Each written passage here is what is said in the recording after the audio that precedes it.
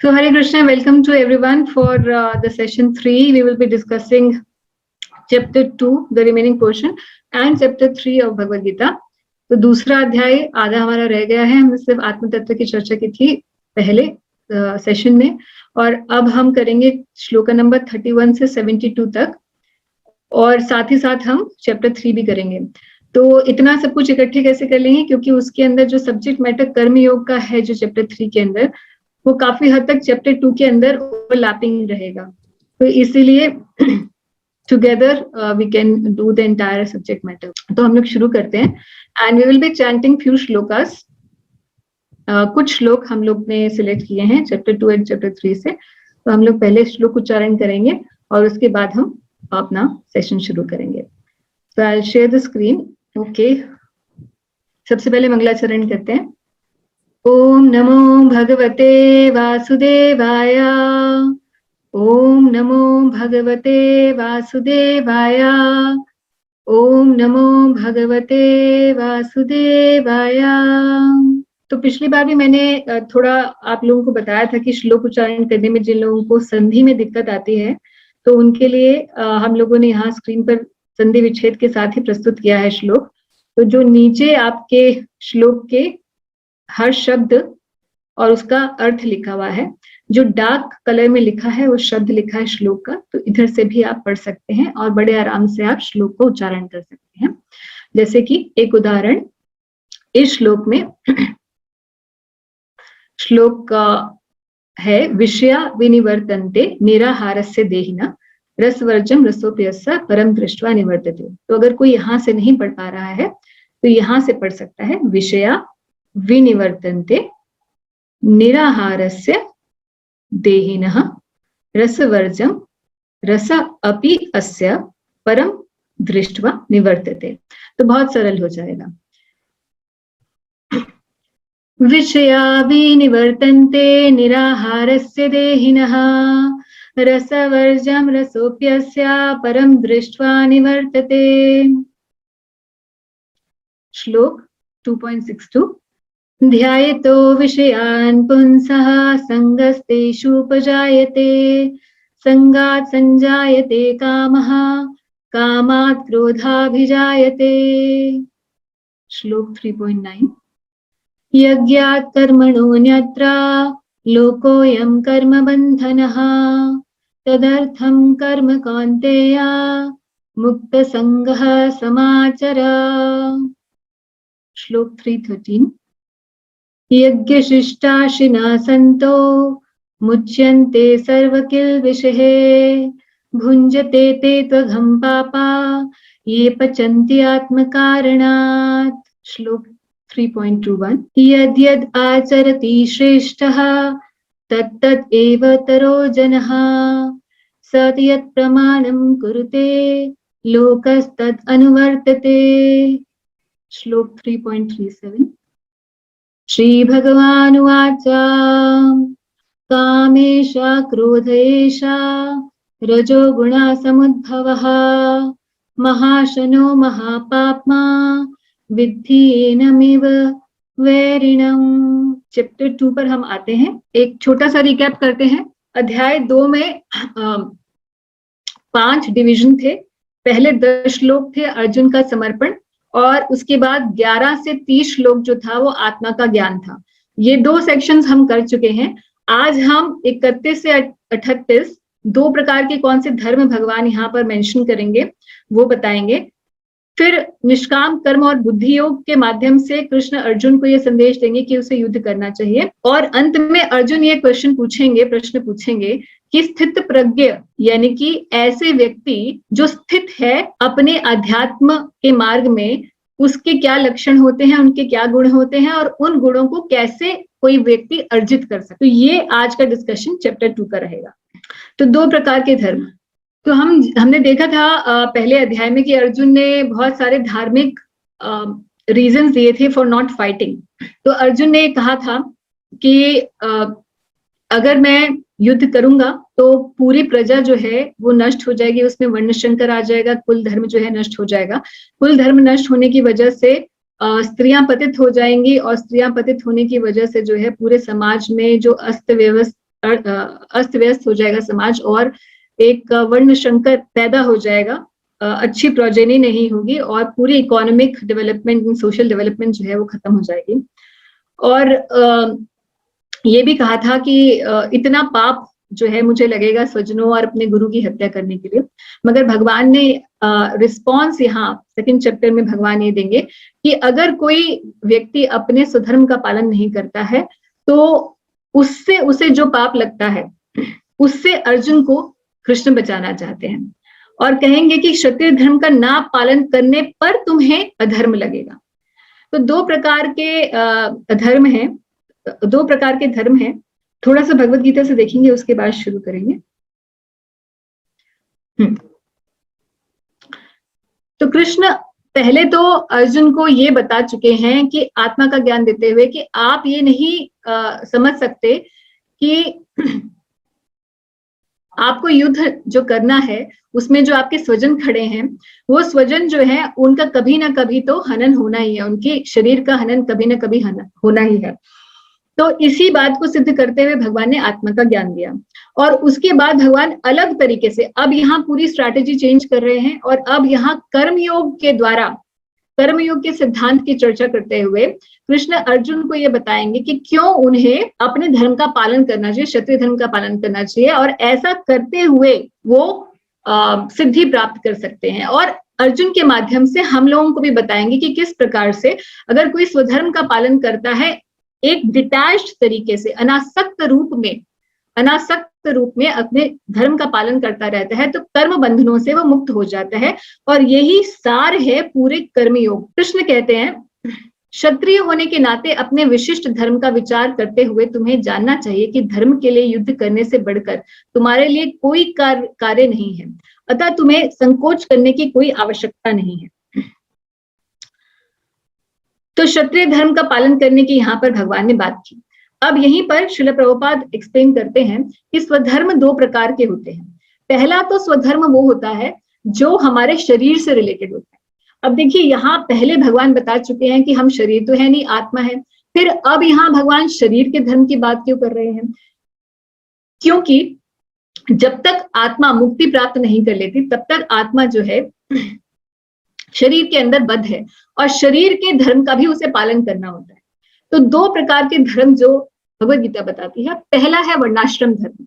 वर्णाश्रम धर्म का मतलब वो धर्म जो वर्ण और आश्रम के आधार पर स्थित है। वर्णाश्रम को कई बार लोग रॉन्गली इंटरप्रेट करते हैं इंडिया में कास्ट सिस्टम की तरीके से।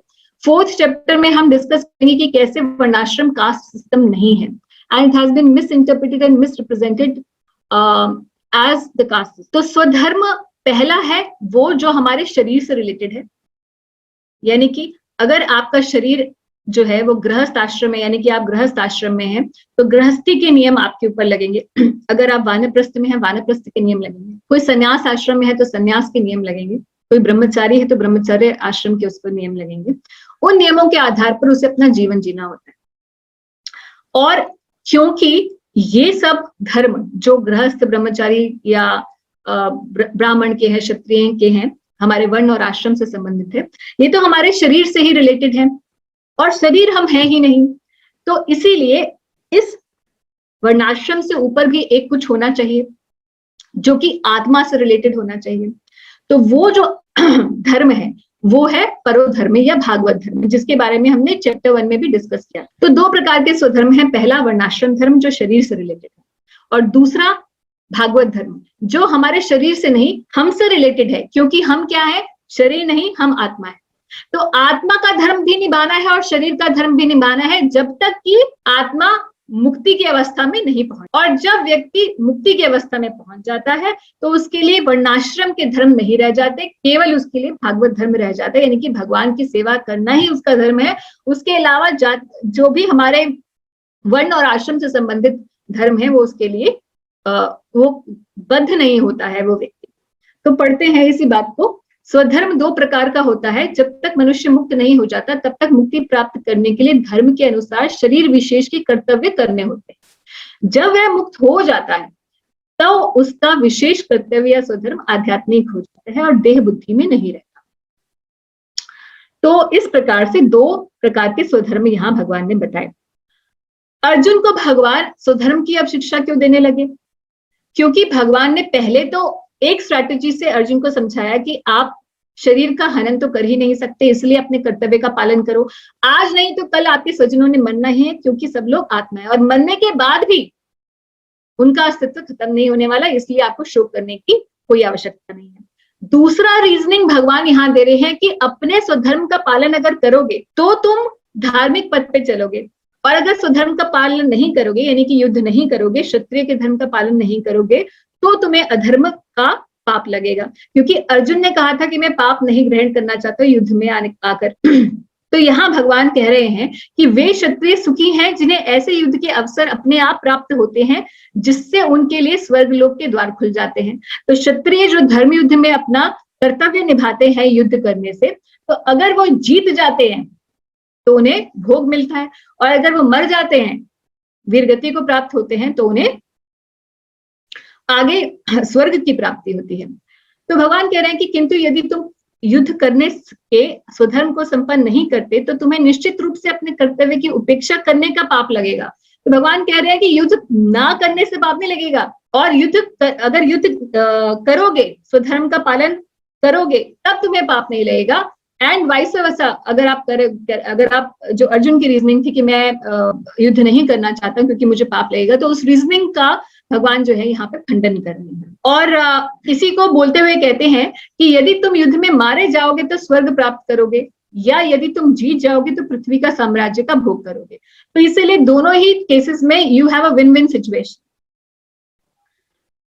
अल्टीमेटली भगवान कहते हैं कि अपने स्वधर्म का पालन केवल किसी लाभ के लिए नहीं करना चाहिए।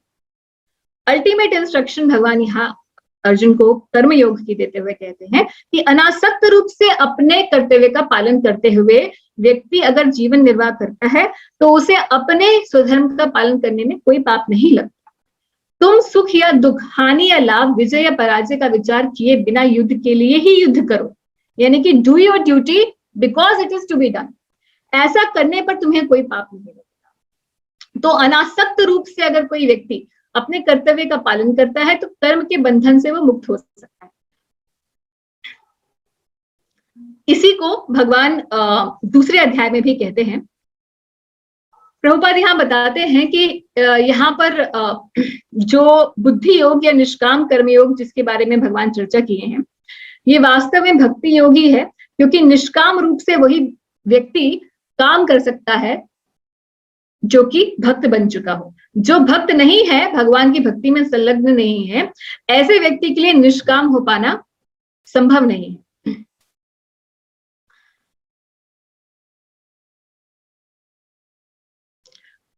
इस बात में कई लोगों के क्वेश्चन आते हैं कि क्या स्पिरिचुअलिज्म एक एस्केपिज्म है? जैसे अर्जुन जो है वो एस्केप करना चाहते थे अपनी रिस्पॉन्सिबिलिटीज से, ऐसे ही हम कई बार देखते हैं समाज में लोग जो है वो स्पिरिचुअल पाथ पे चलना शुरू करते हैं तो अपना घर गृहस्थी छोड़ देते हैं या अपने जो कर्तव्य निर्वाह है उसको छोड़ देते हैं। अभी कुछ समय पहले, हो सकता है आप इस ऑडियंस में से एक थी lady, last Sunday we had a class and she was asking me that जब से मैंने ये स्पिरिचुअल पाथ पे जाना शुरू किया है तो मुझे पढ़ाई करने का मन नहीं करता। तो ऐसा टेंडेंसी आ जाती है। तो ये प्रश्न बहुत उचित भी है और बहुत पूछा जाता है, लोग पूछते हैं कि स्पिरिचुअलिज्म कई बार एस्केपिज्म हो जाता है, बट भगवत गीता की टीचिंग बिल्कुल इसके उल्टी है। भगवान यहाँ अर्जुन के माध्यम से सबको ये शिक्षा दे रहे हैं कि जब तक एक स्पिरिचुअल मैच्योरिटी नहीं आ जाती है, आध्यात्मिक जीवन में एक स्तर हमारा नहीं, हम एक स्तर पर नहीं पहुंच जाते, एक ऊंचे स्तर पर नहीं पहुंच जाते, तब तक हमें इतनी क्वालिफिकेशन नहीं है कि हम अपने सारे काम छोड़कर, अपने स्वधर्म को छोड़ के जो शरीर से ही रिलेटेड हो, अपने वर्ण और आश्रम यानी कि घर गृहस्थी के काम धंधे को छोड़कर हम सीधा ही आध्यात्मिक पथ पर आ जाए।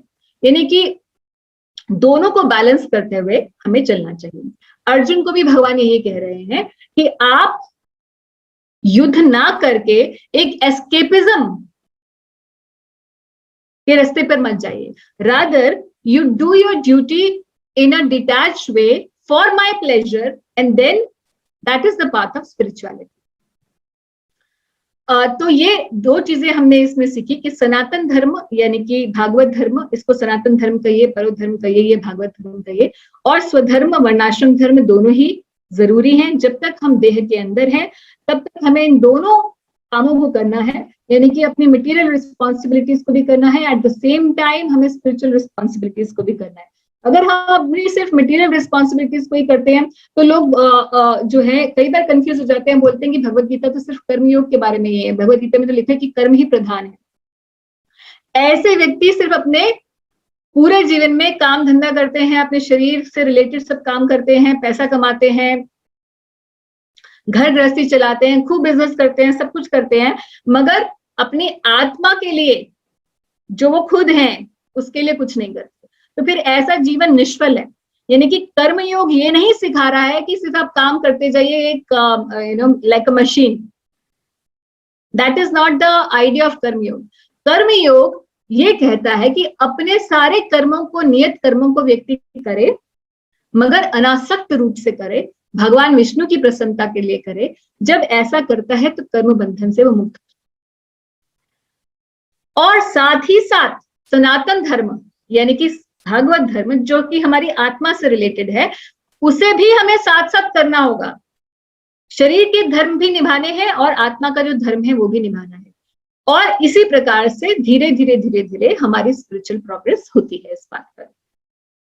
तो प्रैक्टिकल एप्लीकेशन पॉइंट यही है कि battle between inhibitions and aspirations will always be there, as in the case of Arjun, and one has to come out of inhibitions with spiritual strength.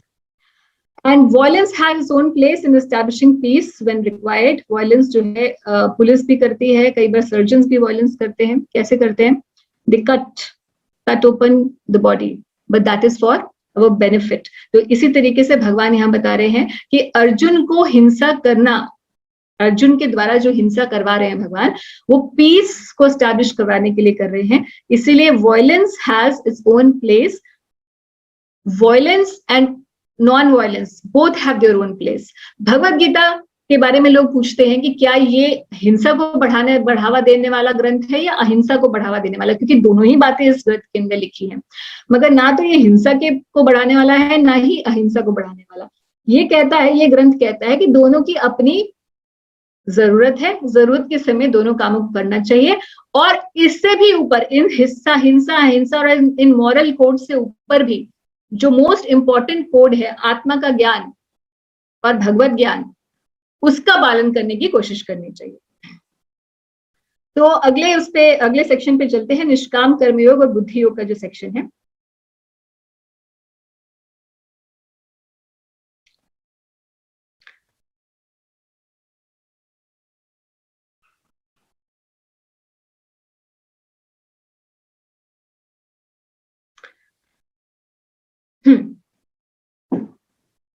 तो यहां पर भगवान कहते हैं कि अल्पज्ञानी मनुष्य वेदों के उन अलंकारी शब्दों के प्रति अत्यधिक आसक्त रहते हैं जो स्वर्ग की प्राप्ति, अच्छे जन्म, शक्ति इत्यादि के लिए विविध सकाम करने की संस्तुति करते हैं।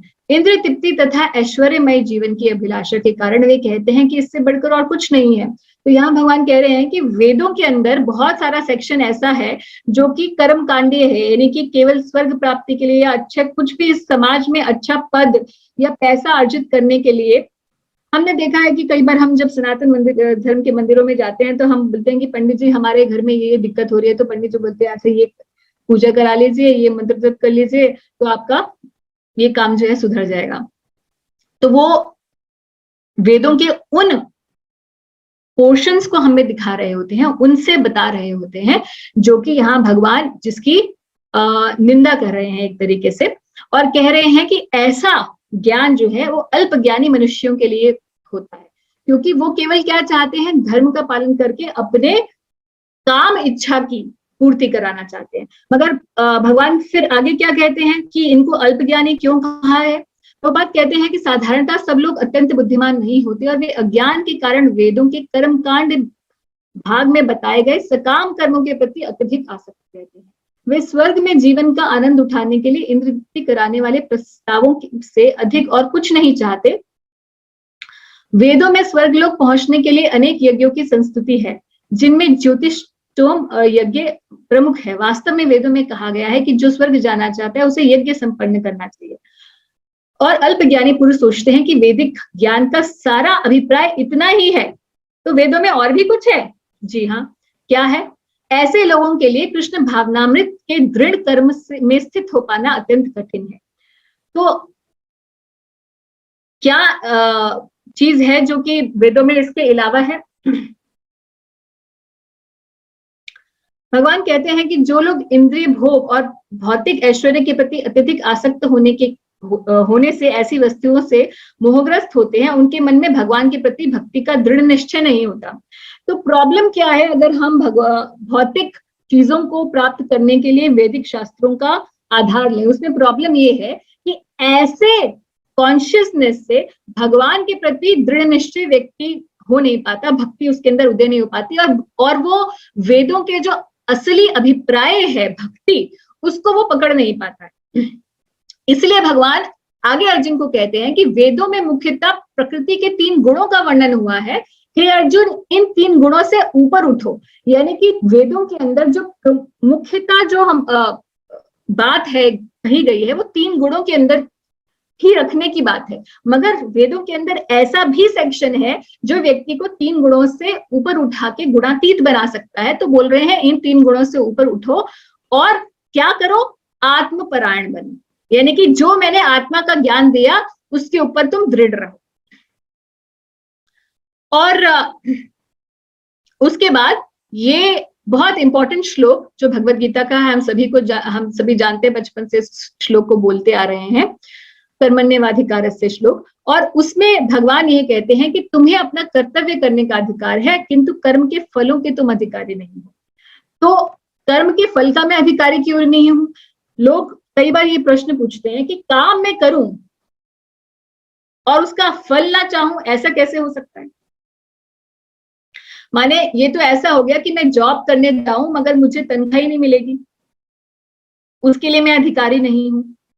तो इस श्लोक को लोग समझ नहीं पाते हैं। तो इस श्लोक को समझते हैं। वास्तव में भगवान ये कहना चाह रहे हैं कि व्यक्ति का कर्तव्य जो है वो यही है कि वो अपने कर्म का पालन करे, इतना तो उसका काम है। कर्म करने के बाद कर्म का जो फल है, जैसा कर्म होगा वैसा मिल जाएगा, मगर हम इसको डिक्टेट नहीं कर सकते कि क्या फल मिलेगा और कब मिलेगा और किस तरीके से हमारी लाइफ में वो फलीभूत होगा। तो कर्म करने तक का जो दायरा है वो जीवात्मा का है। कर्म फल देने वाले भगवान स्वयं। इसीलिए भगवान कह रहे हैं कि तुम अपने कर्तव्य का पालन करो, आगे क्या होने वाला है उसकी तुम इच्छा मत करो। अगर तुम ढंग से काम करोगे, अपने कर्तव्य परायण रहोगे, तो आगे भी चिंता तुम्हें करने की आवश्यकता नहीं है। अगर तुम धर्म परायण हो, धर्म का के मार्ग पर चलते रहोगे, तो तुम्हें अपने आप मंगल ही मिलेगा। तो कई बार लोग ये बोलते हैं कि अगर हम इस श्लोक को, ये कर्मण्येवाधिकारस्य श्लोक को पालन करते हैं, तो क्या हम गोल ओरिएंटेड हमें नहीं होना चाहिए? So people ask this question, should I not be result oriented? And what problems are caused by over attachment to results? लोग ये भी पूछते हैं, और सुना भी हमने है, हर जगह लिखा होता है वर्क इज वर्शिप। तो इसके ऊपर थोड़ा सा डिस्कस करते हैं। देखिए, भगवान ने ये जो युद्ध भूमि में आए हैं, अर्जुन को जिताने के लिए आए हैं, पांडवों को जिताने के लिए आए हैं। And the result of the war is already fixed by Krishna. भगवान भगवत गीता के अंदर खुद ही अर्जुन को बोलेंगे कि मैंने पहले ही ये फिक्स कर रखा है कि तुम 5 पांडव जो है, तुम्हारे अलावा यहाँ पर कोई भी जीवित नहीं बचने वाला। कौरवों और पांडवों में सब मरने वाले हैं, और रिजल्ट जो है वॉर का वो मैंने पहले ही फिक्स कर दिया। 11वें अध्याय में भगवान जब विश्वरूप दर्शन देंगे तो ये बात को पूरी तरीके से सिद्ध बता देंगे। तो भगवान ऑलरेडी रिजल्ट ओरिएंटेड है। तो फिर निष्काम कर्म का क्या मतलब हुआ? निष्काम कर्म को समझने के लिए थोड़ा सा हमें ब्रॉड माइंडेड विजन रखना पड़ेगा। निष्काम कर्म का मतलब यह है कि हम अपना नियत काम करें, इस तरीके से करें as if everything depends on our endeavor. But at the same time, we should know that the result does not depend on me. So we have to be result oriented, just like Krishna is also result oriented at the time of the war.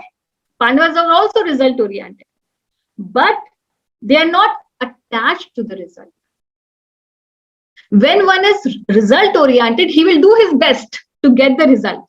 But if he is too much attached to the result, then the problem is that if he does not get a favorable result, then what will happen?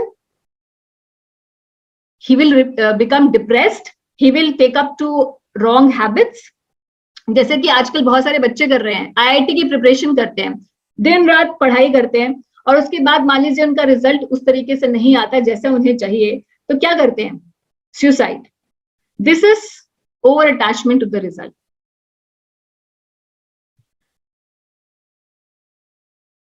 लोग ये भी पूछते हैं कि ये what about this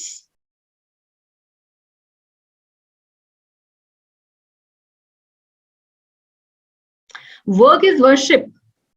तो क्या कर्म ही पूजा है? तो कर्म पूजा नहीं है. पूजा अपनी तरफ है और कर्म अपनी तरफ है. भगवान कहते हैं कि कर्म को भी करना है जो हमारा नियत काम है, पूजा भी करनी है क्योंकि ये हमारा स्पिरिचुअल धर्म है, यानी कि ये हमारा सनातन धर्म है. जैसे कि पिछले हमारे श्लोकों में हमने कहा कि 2 प्रकार के स्वधर्म है. एक हमारा नियत कर्म वर्णाश्रम के हिसाब से, यानी कि वर्क, जैसे ऑफिस जाना, बच्चों के लिए पढ़ाई करना इत्यादि. That work has to go. At the same time, worship also has to go. So work is not worship. अगर हम वर्क को ही वर्शिप बना लेंगे तो फिर लोग क्या करते हैं? सारे समाज में यही तो प्रॉब्लम है. लोग गधे की तरह काम तो कर रहे हैं दिन रात, मगर वर्शिप कहाँ है? भगवान कहाँ सेंटर में है? तो भगवान को सेंटर में रखते हुए, भगवान को लक्ष्य बनाते हुए, उन्हें अपने सारे कामों के जो रिजल्ट है ऑफर करते हुए, उनकी प्रसन्नता के लिए जब कोई अपना वर्क करता है, दैट इज कॉल्ड निष्काम कर्म. प्रैक्टिकल एप्लीकेशन क्या है? भगवान यहां बताना चाह रहे हैं कि one should not give up his work, rather one should give up attachment to the result. One should work as if everything depends on his endeavors, but at the same time one should be conscious of the fact that everything depends on the Supreme Lord and his will. Another important point in Nishkam Karma is intention is more important than action. It is not just the action that binds. लोग बोलते हैं कि कर्म से ही बंधन होता है. कर्म के बंधन से ज्यादा इंपॉर्टेंट है हमारी इंटेंशन क्या है. अगर किसी की इंटेंशन सही है तो उसी काम को करने से उसे बंधन नहीं लगेगा. फॉर एग्जाम्पल, अर्जुन का ही केस लेते हैं. अर्जुन की इंटेंशन अगर ये है कि मुझे राज्य भोग करना है, इसीलिए मुझे युद्ध जो है जीतना है, अगर ऐसी इंटेंशन से वो युद्ध करेगा तो उसको कर्म बंधन लगेगा, यानी कि पाप लगेगा किसी की गुरुजनों की हत्या करने का. मगर उसकी अगर इंटेंशन है कि मुझे यही युद्ध भगवान की प्रसन्नता के लिए करना है, तो यही भक्ति बन जाएगा. तो intention is more important than the action. तो इस तरीके से हम समझ सकते हैं कि कर्म बंधन का कारण नहीं होता. कर्म के पीछे जो स्पृहा होती है, जो इंटेंशन होती है, that brings the bondage in this world.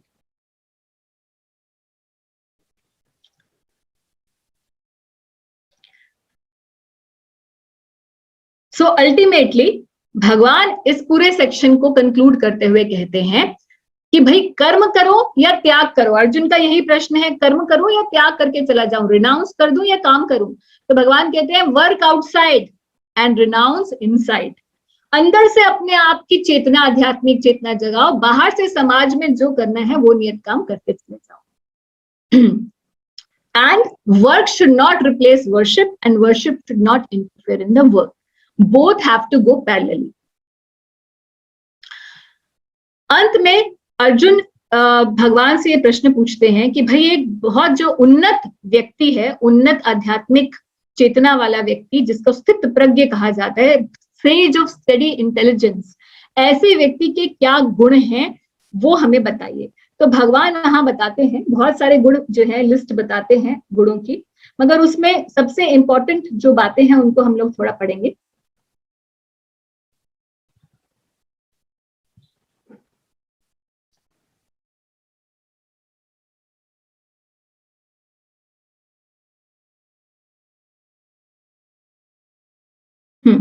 सो अर्जुन ने कहा कि हे कृष्ण, अध्यात्म में लीन चेतना वाले व्यक्ति के क्या लक्षण हैं, वह कैसे बोलता है, उसकी भाषा क्या है, वह कैसे बैठता है, कैसे चलता है, यानी कि वो किस प्रकार से अपनी इंद्रियों को इस दुनिया के अंदर प्रकट करता है, किस तरीके से अपनी सेंसेस को कंट्रोल करता है, कैसे उनको यूटिलाइज करता है।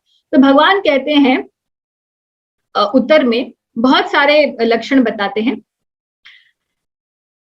एक बात कहते हैं कि जो त्रय तापों के होने पर भी मन से विचलित नहीं होता अथवा सुख में प्रसन्न नहीं होता और आसक्ति, भय तथा क्रोध से मुक्त रहता है, वह स्थिर मन वाला मुनि कहलाता है। तो उन्नत आध्यात्मिक व्यक्ति वो है जो हर स्थिति में, सुख और दुख दोनों की स्थिति में विचलित नहीं होता। तो भगवान इस बात को भगवत गीता में बार बार कहेंगे, बार बार ये कहेंगे कि जो व्यक्ति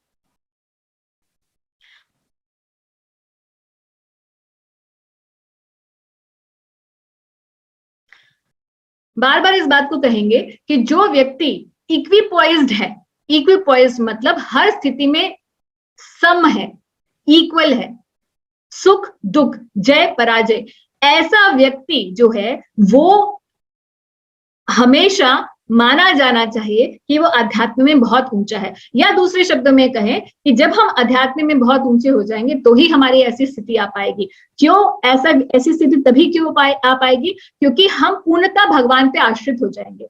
ऐसा व्यक्ति जो भगवान पे पूर्णतः आश्रित नहीं है, वो कभी भी इस भौतिक जगत में आने वाले सुख और दुख से विचलित ना हो, ऐसा संभव नहीं हो पाता। इसीलिए ऐसा होने के लिए कि हम विचलित ना हो इस भौतिक जगत में सुख और दुख से, ऐसी स्थिति पर आने के लिए व्यक्ति को आध्यात्मिक चेतना जगानी पड़ती है।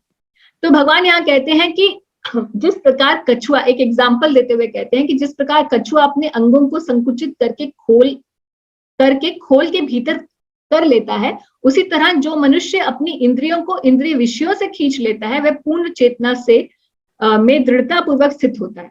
तो स्थित प्रज्ञ की एक और बात बता रहे हैं, लक्षण बता रहे हैं भगवान, कछुए का एग्जाम्पल देते हुए कि जैसे टॉर्टोइज होता है, वो अपने सारे अंगों को जब चाहिए अपने सेंसेस को बाहर कर देता है और जब चाहिए उन्हें अंदर कर देता है।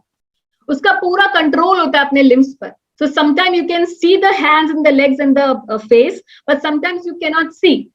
Similarly, a person who is very, very advanced spiritually has full control on his senses. When they are to be properly used, he brings them about, and when he thinks that this is not the right thing for me to do, then he completely controls them. तो ये एक लक्षण जो है भगवान बता रहे हैं। तो अर्जुन पूछेंगे, भाई ऐसे लक्षणों पर हम कैसे जा सकते हैं? क्या कोई तरीका है कि जिसके द्वारा हम भी स्थित प्रज्ञ बन सके? तो भगवान कहते हैं कि देहधारी जीव इंद्रिय भोग से भले ही निवृत्त हो जाए, पर उसमें इंद्रिय भोगों की इच्छा बनी रहती है। तो हो सकता है कि कोई व्यक्ति जो है अपना घर बाहर छोड़कर निवृत्त हो जाए कि जी मैं तो जंगल जा रहा हूं, मैं तो संन्यास ले लिया, मगर कहते हैं फिर भी उसमें इंद्रिय भोगों की इच्छा बनी रहती है। ऐसा नहीं है कि केवल बाहरी हमारा वेश जो है, चोगा पहन लेने से कोई जो है विरक्त हो जाएगा, उसकी इंद्रिय भोगों की इच्छा तो बनी ही रहेगी। तो फिर किस तरीके से ये इंद्रिय भोगों की इच्छा को किस तरह खत्म करें? कहते हैं कि लेकिन उत्तम रस के अनुभव होने से ऐसे कार्यों को बंद करके वह भी भक्ति में स्थित हो जाएगा। यानी कि भगवान यह कह रहे हैं कि उत्तम रस का अनुभव करिए। उत्तम रस का अनुभव मतलब जो इंद्रिय भोग के रस है, यानी कि खाना, जीवा जो है वो खाना चाहती है, आंखें कोई अच्छी चीज देखना चाहते हैं, नाक अच्छी अच्छी चीजें सूंघना चाहता है, हम अपने स्पर्श के इंद्रियों से ऐसी चीजों को स्पर्श करना चाहते हैं जो हो सकता है कि हमें स्पर्श नहीं करनी चाहिए। तो भगवान कहते हैं कि इन इंद्रियों के जो विषय है, इनके भोग की बजाय जब हम आध्यात्मिक रस का अनुभव करेंगे, तब ऐसा व्यक्ति भी इंद्रिय भोगों की जो इच्छा उसके अंदर बनी रहती है और वास्तविक उसके अंदर ज्ञान, आत्मज्ञान उदय नहीं हो पाता, उसके अंदर भी वो आत्मज्ञान उदय हो सकता है। तो कहते हैं कि इंद्रियों को पूर्णता वश में रखते हुए इंद्रिय संयमन करता है और अपनी चेतना को मुझ में स्थित कर देता है, वह मनुष्य स्थित बुद्धि कहलाता है। तो इस प्रकार से भगवान बहुत सारे लक्षण जो है बताते हैं और उसके बाद बताते हैं कि क्रोध और काम किस प्रकार से हमारे जीवन में आता है।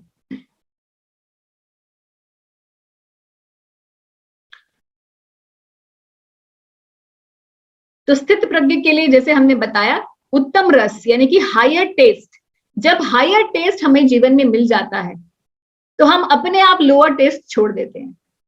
तो इसी तरीके से जब हमें आत्मज्ञान मिलेगा, हम आध्यात्म में प्रगति करेंगे, अपने आप जो इंद्रिय भोग की हमारी अभिलाषा है अपने आप खत्म होती चली जाएगी और अपने आप हृदय के अंदर से विरक्ति आएगी। बाहर से हमें अपना वेश और अपने सामाजिक स्थिति को चेंज करने की जरूरत नहीं है, जो चल रहा है वैसे ही चलने देंगे, but we will work on our inside.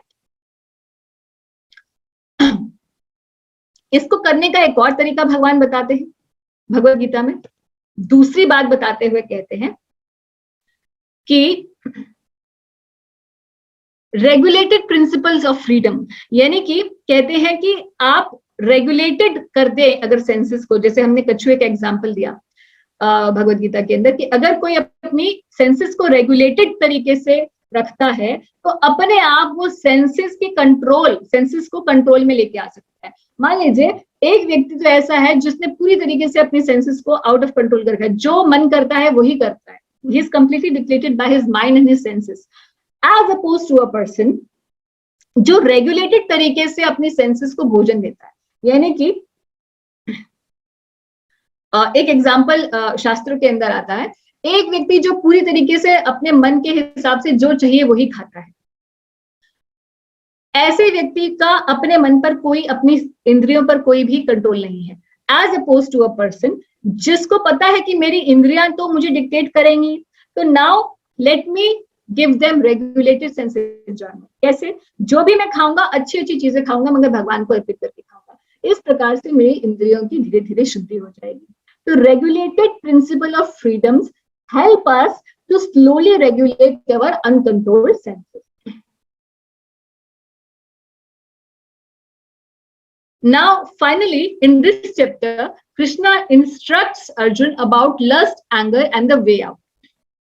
भगवान कहते हैं श्लोक 62 और 63 के अंदर कि जैसे ही हम किसी इंद्रिय विषय के ऊपर कॉन्टेम्पलेट करते हैं, उससे हमारी कुछ ना कुछ इच्छा पैदा होती है, जिसको लस्ट कहते हैं। लस्ट को जनरली हम एक साधारण भाषा में सोचते हैं काम इच्छा, मगर लस्ट का मतलब है कोई भी इच्छा, इंद्रिय तृप्ति की कोई भी इच्छा। तो कंटेम्पलेशन, ध्याय तो विषयान पुंसान, जब हम किसी ऐसी चीज का ध्यान करते हैं जो हमें चाहिए, कंटेम्पलेट करते हैं हम उसके ऊपर, तो उसको पाने की बड़ी प्रबल इच्छा हमारे हृदय में आ जाती है, और जब वो फुलफिल नहीं होती तो क्रोध उत्पन्न होता है। क्रोध उत्पन्न होने से after anger comes illusion and bewilderment of memory. तो हम भूल जाते हैं, जब क्रोध में होते हैं पूरी तरीके से भूल जाते हैं क्या सही है क्या नहीं सही है, और कुछ भी कर बैठते हैं। We lose our intelligence, loss of intelligence. So what is the way out? तो भगवान कहते हैं कि way out is to be connected with the supreme. जो व्यक्ति भगवान से कनेक्टेड है, he will have purified intelligence, उसी की ही बुद्धि प्यूरिफाइड होगी, और उस प्यूरिफाइड बुद्धि से ही वो मन को पूरी तरीके से वश में कर पाएगा, कंट्रोल्ड माइंड अचीव कर पाएगा। और ऐसा ही व्यक्ति जिसका मन पूरी तरीके से कंट्रोल होता है, उसी को ही अधिकार प्राप्त होता है असली सुख और शांति का। तो 2.66 और 270 पढ़ते हैं एक बार।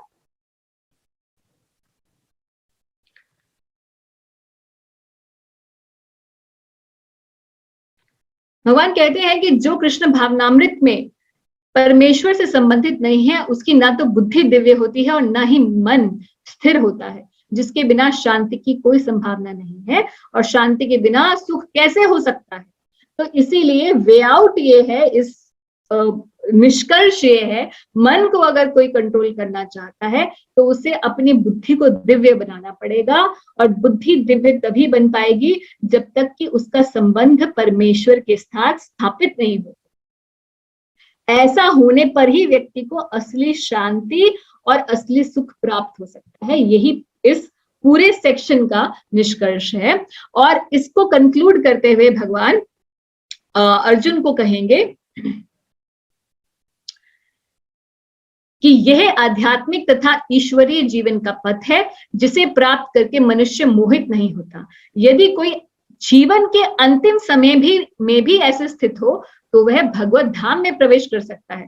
तो भगवत धाम में प्रवेश कर सकता है का क्या मतलब है? किसी ने पिछली बार जीवात्मा के ऊपर आपने बताया, आत्मज्ञान जो 11 से 30 लोग के बीच में था, तो पूछा कि ये आत्मा जो है ये भौतिक जगत में आती ही क्यों है, और ये भगवत धाम और भौतिक जगत क्या होता है? तो भगवत धाम में सारी आत्माएं रहती हैं। जीवात्माओं का असली घर जो है वो भगवत धाम यानी कि वैकुंठ जगत है। जब कोई जीवात्मा भगवान से कोऑपरेट ना करके अपने आप इंडिपेंडेंटली एंजॉय करना चाहती है तो उसे इस भौतिक जगत में भेज दिया जाता है, और यहाँ पर जीवात्मा अपने आप उसको ये भौतिक शरीर मिलता है जिसके द्वारा अपनी इंद्रिय तृप्ति की पूर्ति करने के लिए आत्मा यहाँ प्रयास करती रहती है जन्म जन्मांतर, मगर ऐसा संभव नहीं हो पाता है। और इस वजह से ही आत्मा एक से दूसरे शरीर में जाती रहती है निरंतर। Gradually through the process of evolution of consciousness, the soul learns its lessons and understands that unless he becomes a conscious cooperator with the Supreme Lord, he will not find happiness. और जब ऐसी चेतना विकसित हो जाती है, पूर्ण स्थिति इसकी पूर्ण विकसित हो जाती है आध्यात्मिक चेतना, तो वो वापस से अपने जो असली घर भगवत धाम है, वैकुंठ जगत है, उसमें प्रवेश कर जाती है, और इसी को मोक्ष कहा जाता है वैष्णव सिद्धांत के अनुसार। तो यहीं पर जो है हम दूसरा चैप्टर कंक्लूड करते हैं, और इस पूरे चैप्टर में जो है जो मेन पॉइंट अंडरस्टैंड करने के लिए है, भगवान ने अर्जुन को अलग अलग तरीकों से बताया कि किस प्रकार से उसे रीजनिंग दी कि उसे किस प्रकार से युद्ध जरूर करना चाहिए। पहले आत्मज्ञान के द्वारा बताया, फिर निष्काम कर्म योग की चर्चा की, और उसके बाद बुद्धि योग की चर्चा की, और बोला कि अल्टीमेटली तुम्हें अपने कर्तव्य का पालन करना चाहिए मेरी प्रसन्नता के लिए, और ऐसा करने से तुम्हें युद्ध से होने वाले जो घोर परिणाम हैं उनसे तुम लिप्त नहीं होंगे, पाप कर्म से तुम लिप्त नहीं होंगे। तो ये सेकंड चैप्टर का कंक्लूजन था। अब हम थर्ड चैप्टर पे चलते हैं।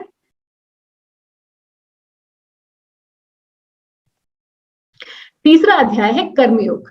अभी आज हमने ऑलरेडी निष्काम कर्मयोग की चर्चा की है, इसलिए कर्मयोग का ये अध्याय हमारे लिए बहुत सरल हो जाएगा समझना। इसके 4 विभाग हैं।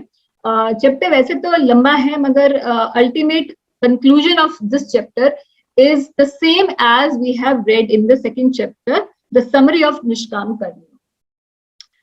पहले 9 श्लोक जो हैं उसमें Arjun again he is going to ask the same question whether he should work or he should renounce. His confusion is still continuing, and then he asks कि क्या कर्म का पथ सबसे ज्यादा अच्छा है या ज्ञान का पथ अच्छा है, यानी कि त्याग का पथ, ज्ञान का मतलब त्याग का पथ, तो कर्म का पथ जो है वो सही है या ज्ञान का पथ सही है। तो भगवान उसकी इस कंफ्यूजन का सॉल्यूशन देंगे। उसके बाद भगवान यज्ञ के बारे में बताएंगे कि किस प्रकार से यज्ञ जो है वो ह्यूमन अपलिफ्टमेंट के लिए एक बहुत इंपॉर्टेंट रोल प्ले करता है, और इस कलयुग के अंदर कौन सा यज्ञ हमारे लिए है। उसके बाद भगवान कर्मयोग की चर्चा करेंगे 17 से 35वें श्लोक में, जो कि ऑलमोस्ट इन एसेंस सेम है जो सेकंड चैप्टर में भगवान ने बताया। फिर अर्जुन पूछेंगे कि हम क्यों ना चाहते हुए भी हम क्यों पाप कर्म में संलग्न होते हैं, उसके बारे में भगवान अर्जुन को उत्तर देंगे। तो थर्ड चैप्टर शुरू करते हैं।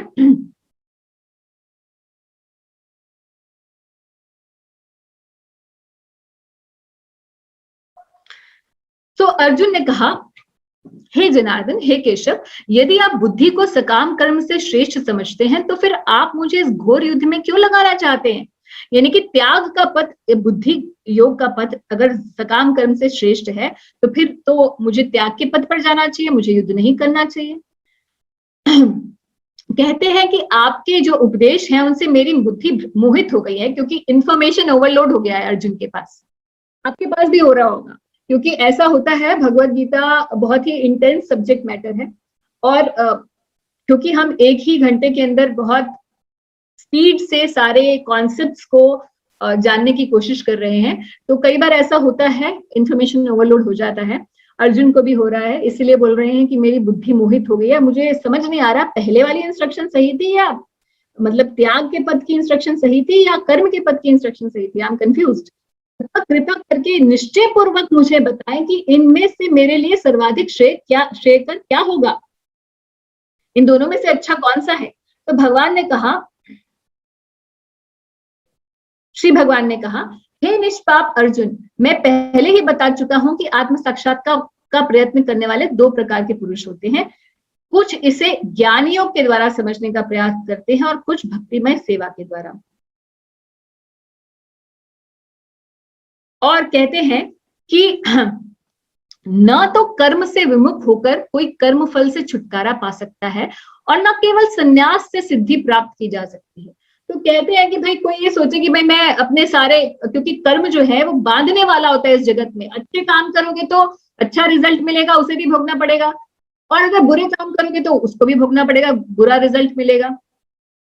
तो कई लोग सोचते हैं, ज्ञान के पथ पर जो होते हैं वो सोचते हैं अरे कर्म को ही छोड़ दो, ज्ञानी बन जाओ, त्यागी बन जाओ और सारे घर बार से छुट्टी ले लो, तो मुझे कर्म फल लगेगा ही नहीं। तो भगवान कहते हैं ऐसा नहीं होने वाला, केवल संन्यास लेने से सिद्धि नहीं मिलने वाली है, और कर्म से विमुख होकर कोई कर्म फल से छुटकारा नहीं पा सकता। क्यों?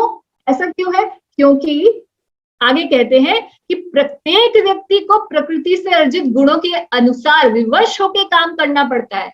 यानी कि मैं ये सोच लूं आज कि भाई नहीं मैं ऐसे काम नहीं करूंगी, आज से मैं मान लीजिए मेरा स्वभाव है कि मैं बहुत क्रोधी हूँ, आज मैंने सोच लिया कि मुझे आज से क्रोध नहीं करना है, और हम में से काफी लोग ऐसे सोचते हैं और इंटरनेट पे जाते हैं और देखते हैं हाउ टू कंट्रोल एंगर, और 2-3 दिन करने का प्रयास करते हैं और उसके बाद फिर से भी गिव अप। व्हाई? भगवान यहाँ बता रहे हैं कि प्रकृति के अर्जित गुणों के अनुसार विवश होकर वही काम करना पड़ता है हमें। अतः कोई भी एक क्षण भर के लिए भी बिना कर्म किए नहीं रह सकता। चाहे कोई व्यक्ति त्यागी हो, खाएगा पिएगा, बाकी काम तो वो करेगा, तो कर्म फल तो उसे फिर भी लगेगा। और कहते हैं कि जो तो भगवान कहते हैं कि अच्छा व्यक्ति और बुरा व्यक्ति का कंपैरिजन यहाँ कहते हैं कि जो कर्मेंद्रियों को वश में तो करता है, कर्मेंद्रिया का मतलब सेंसेस को तो वश में करने की कोशिश करता है, बड़ा ट्राई कर रहा है कंट्रोल करने का अपनी सेंसेस को, मगर उसका जो मन है वो इंद्रिय विषयों का चिंतन कर रहा है, तो वह निश्चित रूप से स्वयं को धोखा देता है और मिथ्याचारी कहलाता है। तो हमारे हिंदू समाज में कई बार ऐसा हमने देखा है, होता है कि बाहर से चोगा पहन लेते हैं मगर अपने मन में इंद्रियों के विषयों का चिंतन करते हैं और उल्टे सीधे काम करते हैं, और फिर पूरे समाज के अंदर जो है वो आध्यात्मिक चेतना जो है लोगों के आध्यात्मिक चेतना से खिलवाड़ करते हैं। तो इस बात की भगवान यहाँ पर निंदा करते हैं और कहते हैं ऐसा व्यक्ति मिथ्याचारी कहलाता है। मिथ्याचारी मतलब गलत आचार है उसका, मतलब false, he has mala fide intentions. Mala fide intentions रखते हुए बाहर से केवल अपने दिखाना कि मैं अपने इंद्रियों को वश में करने का कोशिश कर रहा हूं, तो अपने आप को भी धोखा दे रहे हो और दूसरों को भी धोखा दे रहे हो। इसका मतलब ये है कि ऐसा काम हमें नहीं करना। जब तक स्पिरिचुअल मैच्योरिटी नहीं आ जाएगी तब तक, जब तक वास्तविक रूप से हमें इंद्रिय भोग करने की जो हमारी इच्छा है खत्म नहीं हो जाएगी, तब तक बाहरी वेश चेंज नहीं करना। मिथ्याचारी कहलाने की आवश्यकता नहीं है, अपने आप को धोखा मत दो, दूसरों को भी मत दो। तो क्या करें? कहते हैं कि दूसरी ओर यदि कोई निष्ठावान व्यक्ति अपने मन के द्वारा कर्मेंद्रियों को वश में करने का प्रयत्न करता है, कोशिश करते रहो, और बिना किसी आसक्ति के साथ कर्मयोग प्रारंभ करता है कृष्ण भावनामृत में, तो वह अति उत्कृष्ट है। यानी कि फॉल्स त्याग की वजह, फॉल्स ज्ञान या फॉल्स रिनंसिएशन की बजाय आप अपने कर्म का बिना आसक्ति के भगवान की प्रसन्नता के लिए कृष्ण भावनामृत में अगर कर्म योग करोगे तो वो ज्यादा अच्छा है, अति उत्कृष्ट है, बहुत अच्छा है, कह रहे हैं, कंपैरिजन कर रहे हैं। और कहते हैं कि अपना नियत कर्म करो हे अर्जुन, क्योंकि कर्म ना करने की अपेक्षा कर्म करना श्रेष्ठ है। कर्म के बिना तो शरीर निर्वाह भी नहीं हो सकता है, तो बिना काम किए तो हम अपने आप को भी जिंदा नहीं रह सकते, खाएंगे पिएंगे, उसके लिए तो कुछ काम करना ही पड़ेगा, तो कर्म तो करना ही पड़ेगा इस जीवन में। त्यागी को भी कुछ ना कुछ काम तो करना ही पड़ेगा अपने जीवन निर्वाह करने के लिए, तो कर्म करो, ये ज्यादा बेटर है rather than false renunciation of birth. तो अर्जुन को बोल रहे हैं, अर्जुन के माध्यम से हमें भी यही बोल रहे हैं। और फिर ये बड़ा सुंदर श्लोक है जिसको हमने अभी उच्चारण भी किया था शुरू में, यहां कंक्लूड करते हुए इस बात को कहते हैं कि श्री विष्णु के लिए यज्ञ रूप में कर्म करना चाहिए। कर्म कैसे करना चाहिए कि ठीक है, भगवान ने तो कह दिया कि अब कर्म करना तो बहुत श्रेष्ठ है, चलो आज से I will work 24 hours a day. नहीं, भगवान कहते हैं कि काम तो करो, मगर काम को किस लिए करो, कर्म को किस लिए करो, यज्ञ रूप में करो और भगवान की प्रसन्नता के लिए करो, श्री विष्णु की। अन्यथा कर्म के द्वारा इस भौतिक जगत में बंधन उत्पन्न हो जाएगा। जो भी काम करोगे उससे बंधन होगा, एक ही तरीके से बंधन नहीं होगा अगर कर्म को यज्ञ रूप में भगवान विष्णु के लिए करो। हे कुंती पुत्र, उनकी प्रसन्नता के लिए अपने नियत कर्म करो, इस तरह तुम बंधन से सदा मुक्त रहोगे। यही कर्म योग की शिक्षा है। आगे भगवान जो है तो हम यहाँ पे इस पूरे सेक्शन को कंक्लूड करते हैं और मोस्टली हम ये कर चुके हैं कि क्या कर्मयोग ऑल इन ऑल है, कर्मयोग ही भगवत गीता का जो सार है, तो कर्मयोग ही सार नहीं है भगवत गीता का। भगवत गीता के अंदर जो है एक्चुअल जो बात है वो है भक्ति की, क्योंकि कर्मयोग में निष्काम जो भावना है केवल भक्ति के द्वारा ही उदय हो सकती है।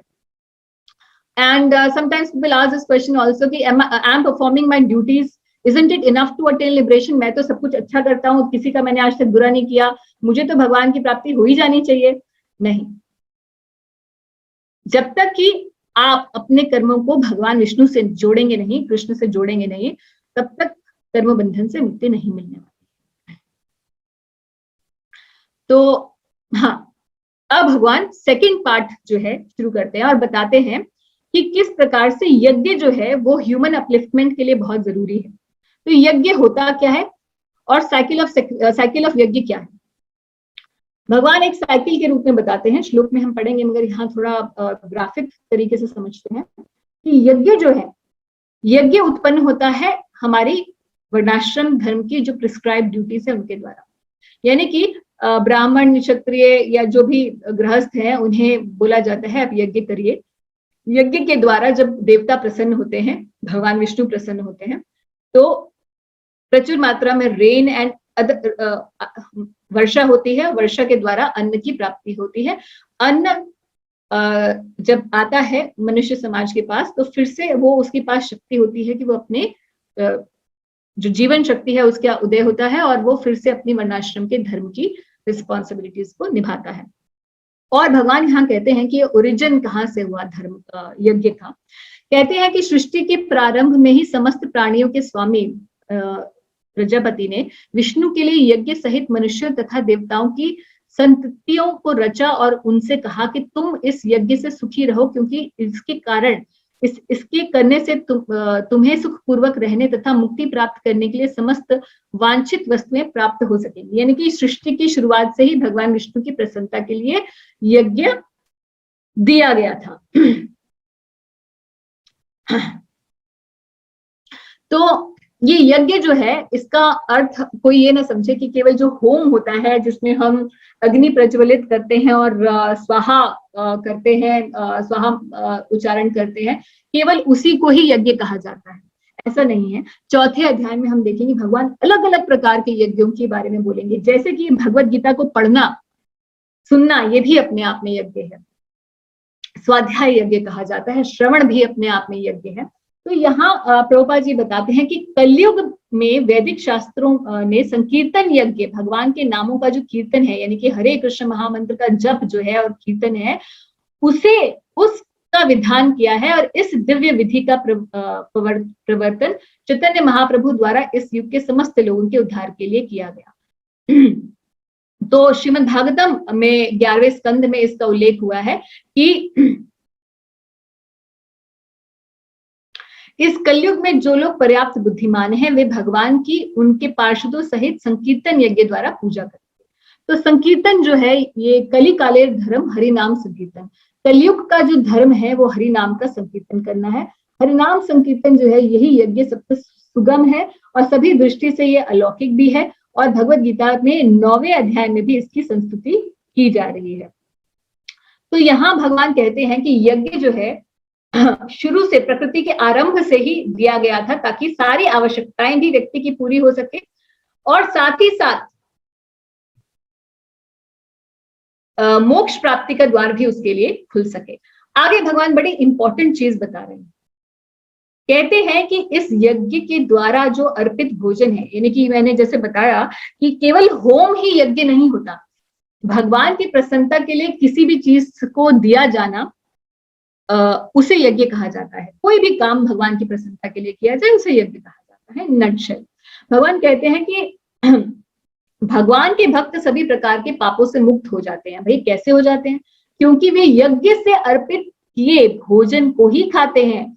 यानी कि जब हम भगवान को भोग लगा के खाते हैं तो अपने आप जो खाना है उसके अंदर जो उस खाने को अर्जित करने के लिए जो भी हमने कर्म किया, उसमें कुछ पाप कर्म भी किए होंगे, तो सारा जो कर्म बंधन है वो खत्म हो जाता है। क्यों? क्योंकि उस खाने को, उस जो भी भोजन है उसे भगवान को पहले अर्पित किया गया है। तो इसीलिए हमारे वैदिक समय से ही भगवान को भोग अर्पित करने की पद्धति है। भगवान बड़ी स्टर्न बात कहते हैं इस श्लोक के अंदर, कहते हैं कि अन्य लोग, यानी कि जो भक्त नहीं है और जो भोग अर्पित नहीं करके खाते, जो अपने इंद्रिय सुख के लिए भोजन बनाते हैं और भगवान को अर्पित नहीं करते, वे निश्चित रूप से पाप खाते हैं। यानी कि वो भोजन जो है वो उन्हें पाप कर्मों के अंदर लिप्त रखता है। ये बड़ी इंटरेस्टिंग बात है कि जो हम खाना खाते हैं उसका डेफिनेटली एक तो ग्रोस पोर्शन होता है। ग्रोस पोर्शन मतलब मान लीजिए कि मैंने प्रोटीन्स खाए तो मेरे मसल्स बनेंगे, मैंने फैट खाया तो अलग होगा रिएक्शन। तो the gross part of the food has a bearing on my gross body and its structure, but there is also a subtle part attached to the food. The subtle part attached to the food is the consciousness in which it is prepared, it is bought, and the money which has been utilized in procuring that food. तो जिस चेतना से जो उस खाने को बनाया गया है, वो कॉन्शियस या अर्जित किया गया है, वो चेतना हम जब खाना खाते हैं वही चेतना हमारे अंदर आ जाती है। तो अगर किसी दूषित व्यक्ति के घर से खाना खाया जाता है तो हमारी भी दूषित चेतना हो जाती है, या दूषित व्यक्ति के द्वारा बनाया जाता है तो उसकी चेतना हमारे अंदर, खाने वाले के अंदर भी ट्रांसफर हो जाती है। तो इसीलिए कहा जाता है कि भोजन को पहले भगवान विष्णु को यानी कि कृष्ण को अर्पित किया जाए। इस प्रोसेस को भी यज्ञ कहा जाता है। केवल भगवान को भोजन अर्पित करने को भी यज्ञ कहा जाता है।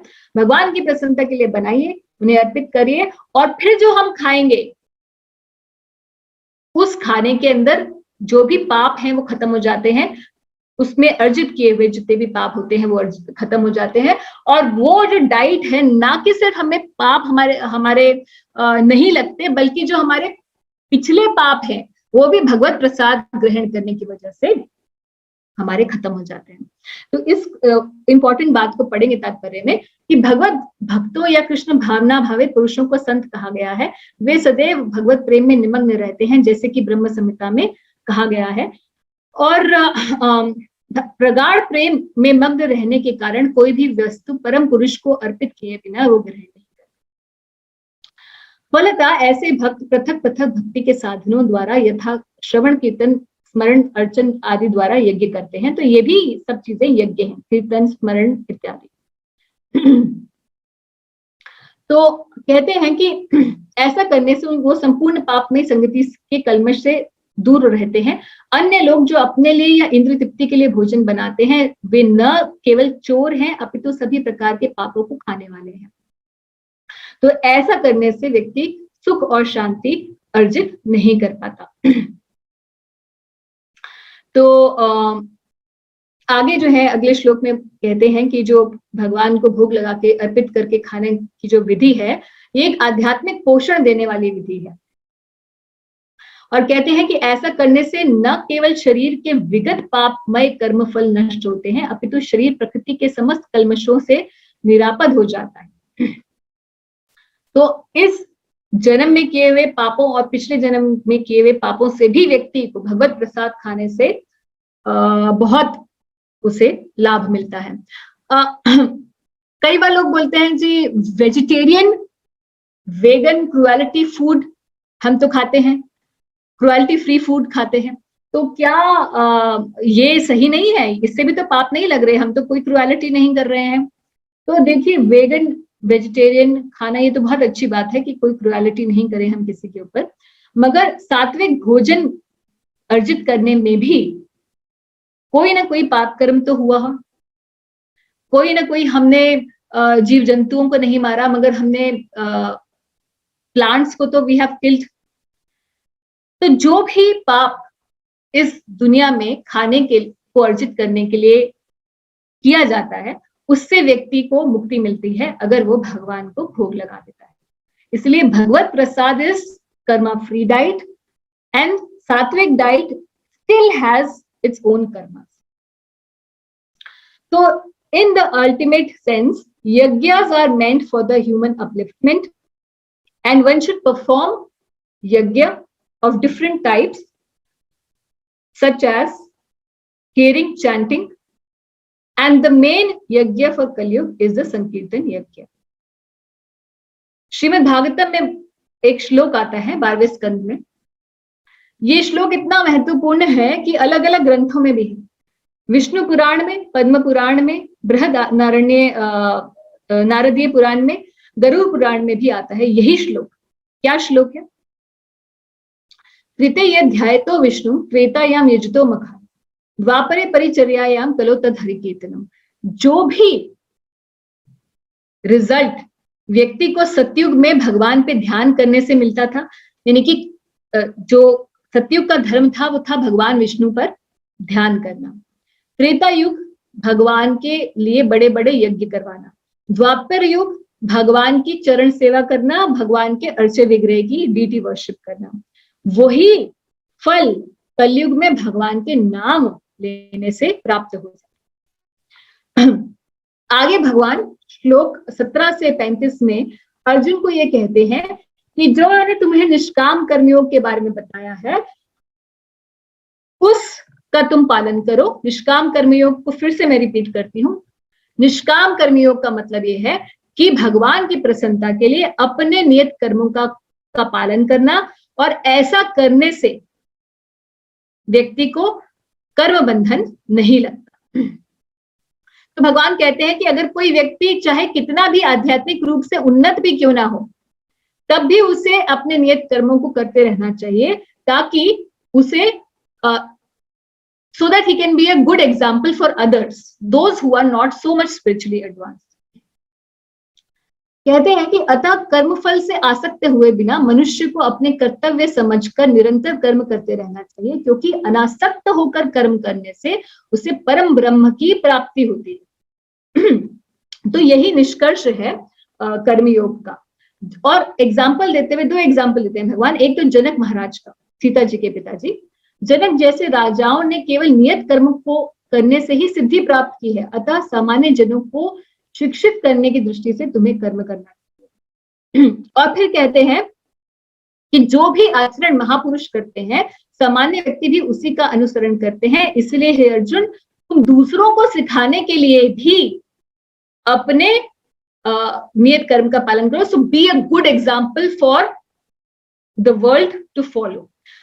बोलते हैं कि मेरे लिए तो इस दुनिया में कोई भी कर्म नियत नहीं है, क्योंकि मैं इन सभी दुनिया के सभी कर्मों से ऊपर हूं, फिर भी मैं नियत कर्म करता हूं दूसरों को सिखाने के लिए। तो कहते हैं कि हे पृथा पुत्र, तीनों लोकों में मेरे लिए कोई भी कर्म नियत नहीं है, ना मुझे किसी वस्तु का अभाव है और ना आवश्यकता है, तो भी मैं नियत कर्म करने में सदा तत्पर रहता हूं। क्यों? ताकि दुनिया के लोग जो हैं वो भगवान के द्वारा दिखाए गए अच्छे पथ का अनुसरण कर सके।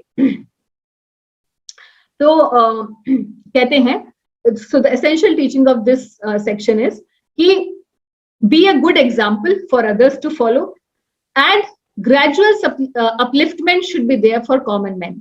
So gradual upliftment मतलब अपने नियत कर्मों का पालन करते रहे और साथ ही साथ अपने आध्यात्मिक चेतना के विकास के लिए भी काम करते रहे।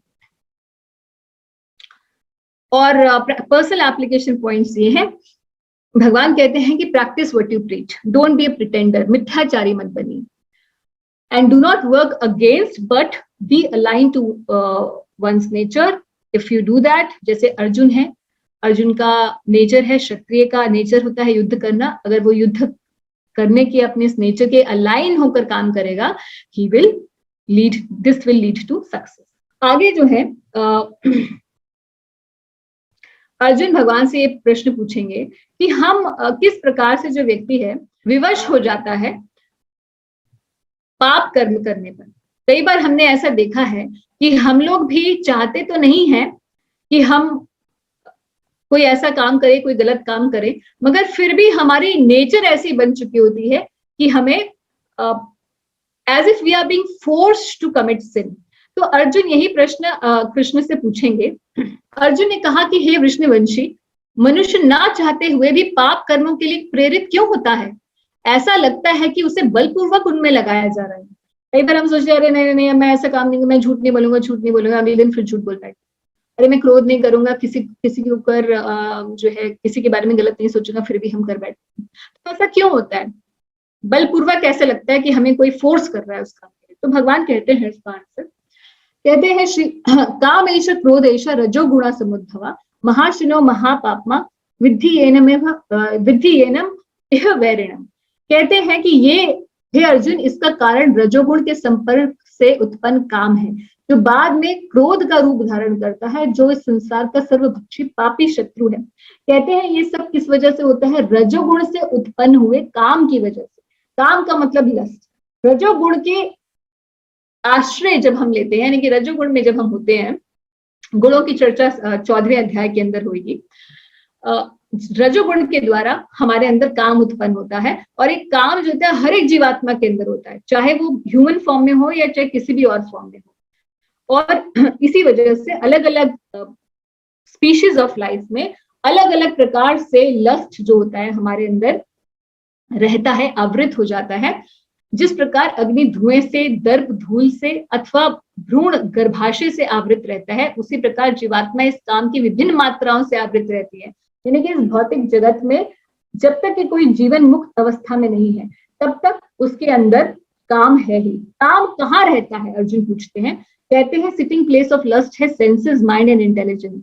जब लस्ट को यानी कि काम को फुलफिल कर लिया जाता है, यानी कि हम अपने काम इच्छा को पूरा कर लेते हैं, तो दोबारा वही गलत काम करने की इच्छा उत्पन्न होती है, और नहीं करते तो क्रोध उत्पन्न होता है कि अरे मुझे क्यों नहीं मिला, उसे तो बहुत मिल गया। तो इसका सोल्यूशन क्या है? भगवान कहते हैं कि इन सेंसेस, बॉडी से ऊपर, इस ग्रॉस बॉडी से ऊपर है हमारी इंद्रिया सेंसेस, और सेंसेस या इंद्रियों के ऊपर है मन, जो उन सेंसेस को कंट्रोल करता है।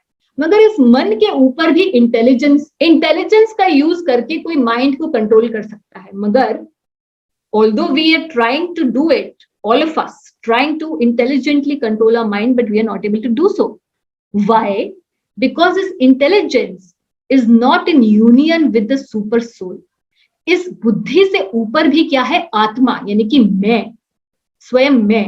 जब मैं भगवान के टच में रहूंगा, आध्यात्म जीवन में लगा रहूंगा, तो अपने आप मेरी बुद्धि स्थित हो जाएगी, और ऐसी बुद्धि से मैं अपने मन और इंद्रियों को संयमित कर लूंगा, और ऐसा होने से अपने आप काम इच्छा को मैं दमन कर पाऊंगा।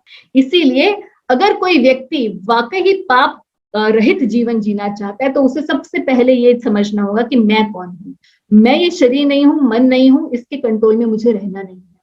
Identify the real you, you are not this mind.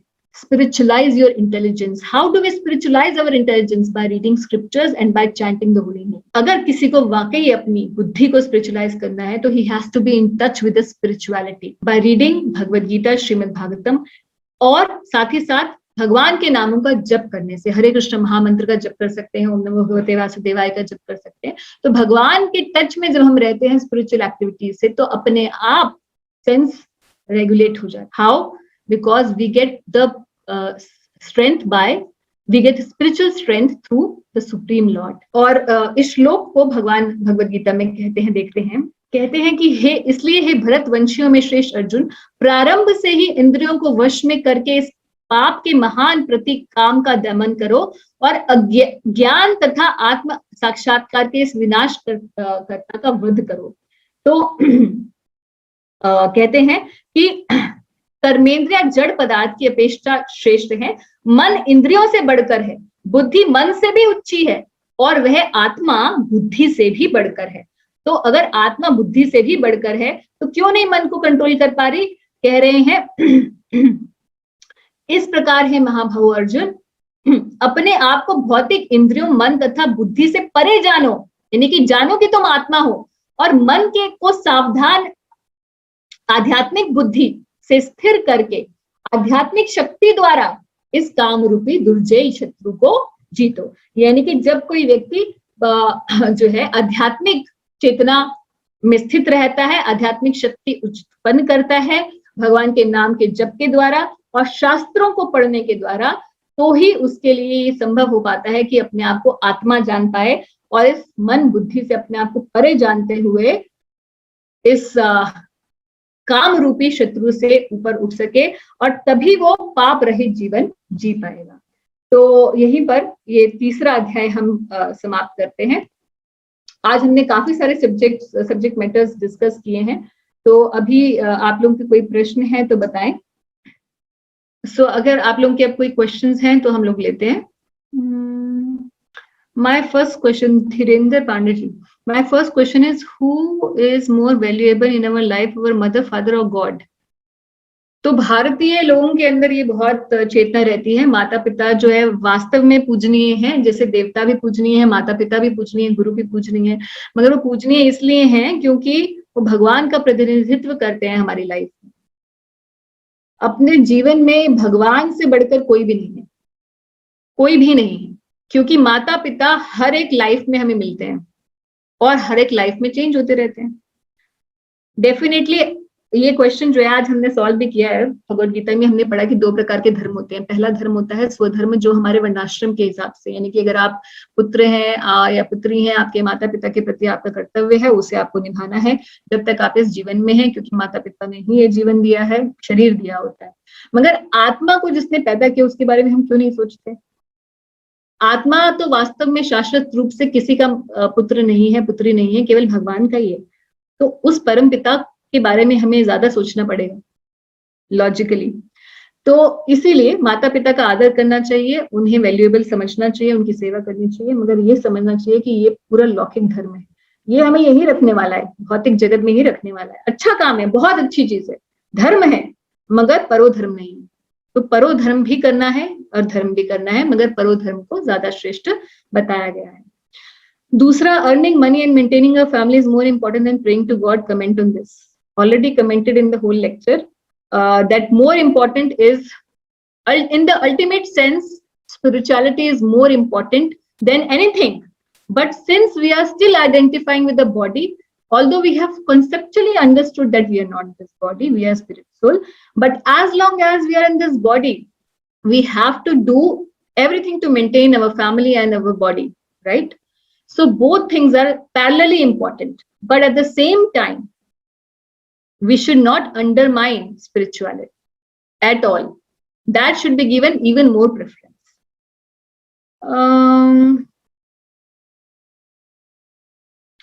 Third question is, Lord Krishna says in Bhagavad Gita that if you are worshipping God, then at least you will be taking birth in the Brahmin family or good family. Is it true or not? Yes, it is true.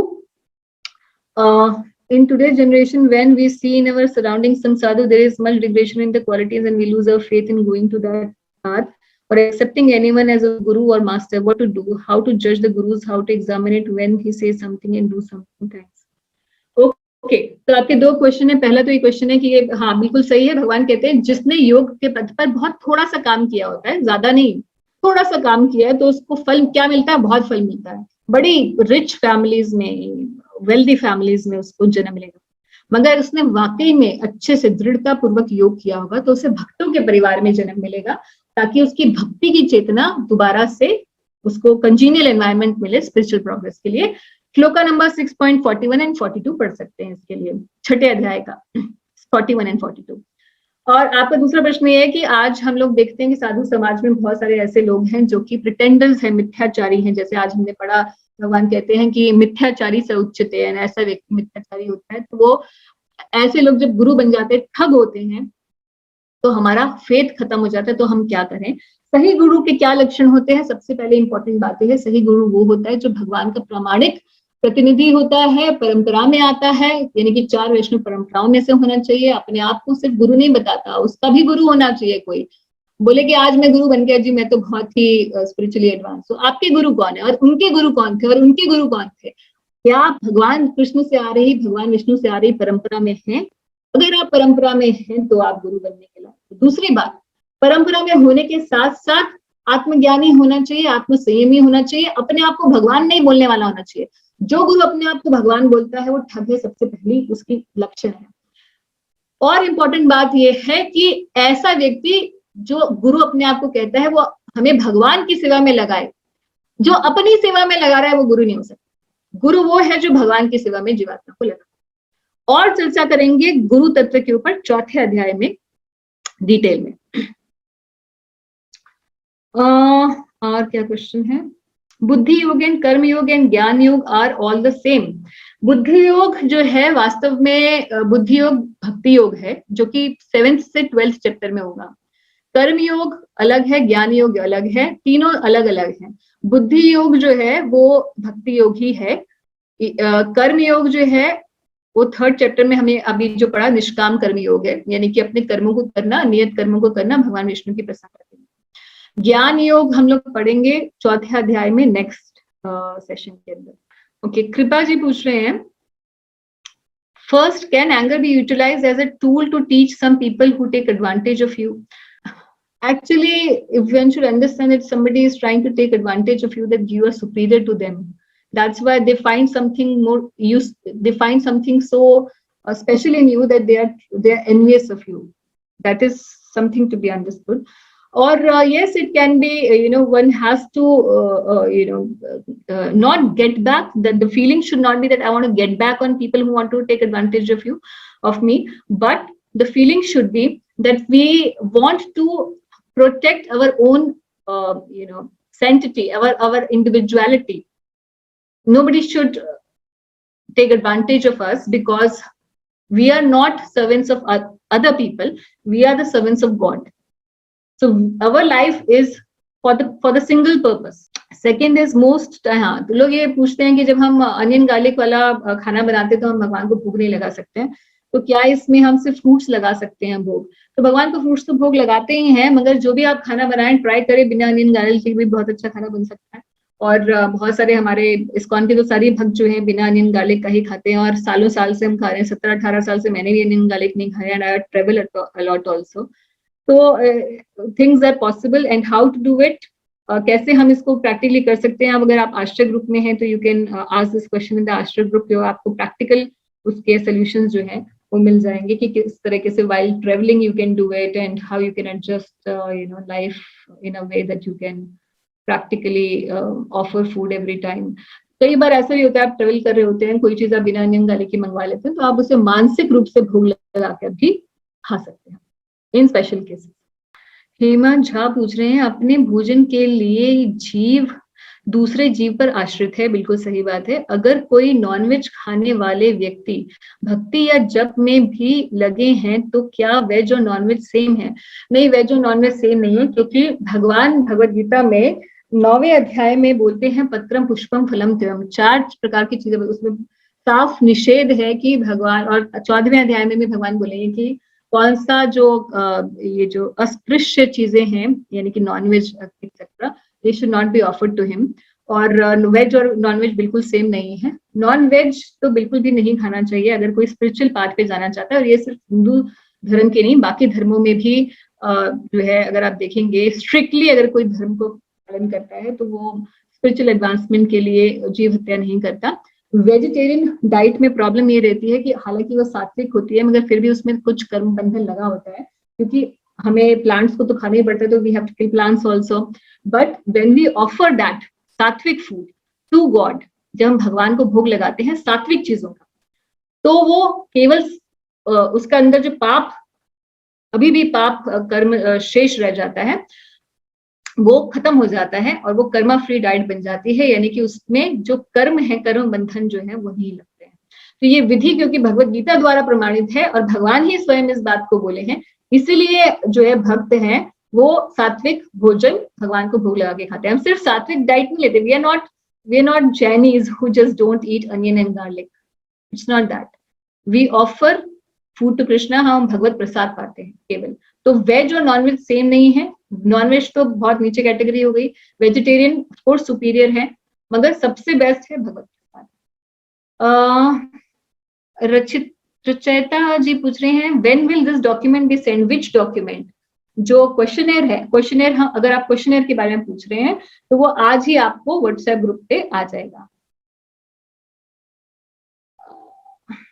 Okay, Nitin ji पूछ रहे हैं since we have come here to enjoy independent of God, when we go back why is that we can't come back, we might want to enjoy independently again, then how we are liberated? बहुत अच्छा question है। तो मुक्ति प्राप्त करने के लिए जो मार्ग है वो इतना कठिन है, उसमें कंप्लीट सरेंडर चाहिए भगवान का, पूरी तरीके से अपनी चेतना को विकसित करना होता है, आध्यात्मिक चेतना पुनः आ जाती है। और भगवान ये एश्योरेंस देते हैं भगवत गीता में कि यद गत्वा न निवर्तन्ते तद धाम परमम, मेरा धाम परम धाम है जहां जाने के बाद वापस कोई नहीं आता। तो भगवान के वचन पर जो है आप दृढ़ रहिए, भगवान अपने वचनों पे दृढ़ हैं और हमें उनके ऊपर विश्वास होना चाहिए, क्योंकि भगवान ये कह रहे हैं कि ये पथ ऐसा बनाया गया है कि उसके ऊपर चलने के बाद एक बार व्यक्ति पूरी तरीके से ये ऐसा नहीं है जैसे कि मान लीजिए इंडिया में जेल है, जेल में डाल दिया जाता है किसी कैदी को और उसके बाद वो रिफॉर्म भी नहीं होता, आता है बाहर फिर से चोरी करता है। But this is not the system of God. भगवान ने ऐसा जेल बनाया है ये भौतिक जगत, इससे से निकलना बहुत ही मुश्किल है जब तक कि पूर्ण तरीके से भगवान की शरणागति व्यक्ति नहीं ग्रहण कर लेता और कंप्लीटली रिफॉर्म्ड नहीं हो जाता, वो मुक्ति प्राप्त ही नहीं कर पाए। इसलिए don't have doubt on this. और भगवान भी इस बात की पुष्टि किए हैं 15वें अध्याय में, 8वें अध्याय में भी। तनीषा पूछ रही हैं how can I fill up the word file in mobile? You can do it on how can you do? I think word file can work on mobile also, and if not then you can do it on the laptop. Most of us have that, and I'm sure word file can be filled in mobile as well. Google form की तरीके से ही है बिल्कुल जैसे आपने किया होगा Google form में। अविनाश जी पूछ रहे हैं with the knowledge I am able to realize that what work is due to compulsion of इंद्रिया, कि इंद्रियों की वजह से मुझे काम करना पड़ रहा है, but I am not able to stop thinking in that way. Any quick way to avoid such thought? Quick way है भगवत गीता सबसे पहले रोज पढ़िए, और जैसे ही कोई ऐसी चेतना आती है ध्यान रखिए कि ये काम मुझे नहीं करना है। तो एक तो ज्ञान के माध्यम से होगा, और दूसरा जो है नाम जप करिए। अगर भगवान के नामों का जप किया जाए तो बहुत जल्दी हमारी आध्यात्मिक चेतना विकसित होने लग जाती है, अपने आप आपके हृदय से वो गलत काम करने की इच्छा ही खत्म होती है। तो अगर आप ट्राई करें, हरे कृष्ण महामंत्र का जप करें, एक माला से स्टार्ट करें और धीरे धीरे बढ़ाएं।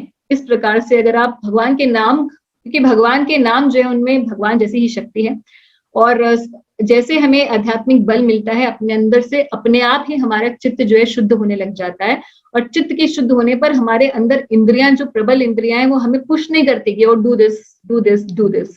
माइंड की जो पुशिंग है वो धीरे धीरे खत्म होने लगता है। कुबेर जी पूछ रहे हैं if we have to directly go to Krishna then why in the Vedas there are other methods of sense gratification in above shlokas? In above shlokas, okay. तो वेदों के अंदर देखिए हर प्रकार के चेतना के व्यक्ति के लिए ग्रेजुअल अपलिफ्ट, देखिए हर प्रकार की चेतना का व्यक्ति इस संसार के अंदर है। भगवान को सबको रिफॉर्म करना है, सबको रिफॉर्म करना है। कोई ऐसा होगा बोलेगा जी मैं तो ये बात नहीं मानता, मैं तो केवल भागवत धर्म के बारे में मुझे मत बताइए, मुझे तो ये बताइए मेरा प्रॉफिट क्या है।